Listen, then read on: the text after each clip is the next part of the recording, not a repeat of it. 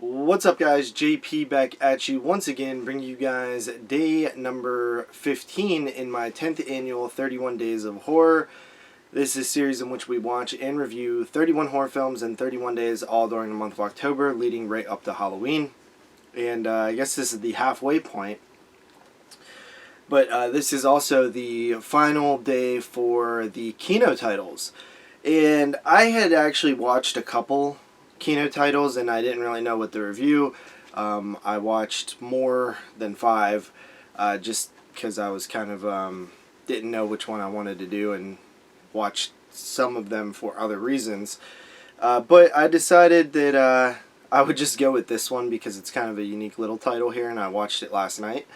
And that is The House That Would Not Die from the year 1970, in honor of us recording the 1970 show today on 22 Shots. But yeah, this is a film that I just watched last night, actually, in last minute preparation, and it is a TV movie. It takes place in Gettysburg, Pennsylvania, which is pretty cool. I've been there a couple times, and I thought that was neat. So this film basically follows this woman who was like some sort of government official or something like that. She's elderly, and she moves into a house that she inherited in Gettysburg. It's a really old house, built in like the late 1800s, early 1900s, and she, or it might, no, I think it was even earlier than that. Yeah, because I think the house is like really old, so it might even be earlier than that. I don't remember the exact dates, but she has her niece Sarah with her, and they move into this house, and right away they begin to experience like haunting type things, visions, if you will, at night. Sarah's seeing a vision, and there's a neighbor who's like a professor of some sort, and they end up doing a seance in the house. And basically, Sarah begins to show like signs of what they call, I believe, spiritual possession, with this girl named Amanda who used to live in this house. So they together must figure out how to look into the history of what happened and figure out how to stop the thing. That's basically the plot there. So this movie's kind of conflicting for me because I really like the story.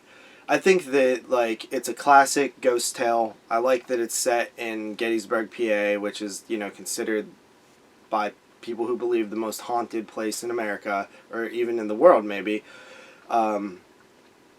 There's all kind of things that I liked about it. Like, even, like, the reveal and, like, what happened and the story. Although I've seen it before in a bunch of different ways, I still like this classic ghost tale. The problem I have with the movie is that it's just not scary. There's barely any scares in the movie, and that's unfortunate. Because the acting was good, I liked the characters, I liked the story, but it just didn't feel like it had much going on in terms of scares or, you know, horror stuff. And the things that we do see, like these apparitions and stuff, it's not, I don't even know if it was intended to be scary, honestly. I would have liked this film to be a little bit darker, a little bit more haunting-like in terms of like other movies like that you see from the time that were, you know, TV movies were typically really good at being scary. So I think that if this one had been shot a little bit differently and a little bit more scares added into it, I think that this would have been considered more of a classic than, you know, it ended up being. And the guy who directed this, John Moxey, he directed The Night Stalker and Home for the Holidays. The teleplay was done by the same person who did Whatever Happened to Baby Jane. So you had talent here. But yeah, it's a movie that I don't really think is that good, but I wish it was better. So yeah, that is The House That Would Not Die. I'm going to go ahead and give it a 6 out of 10.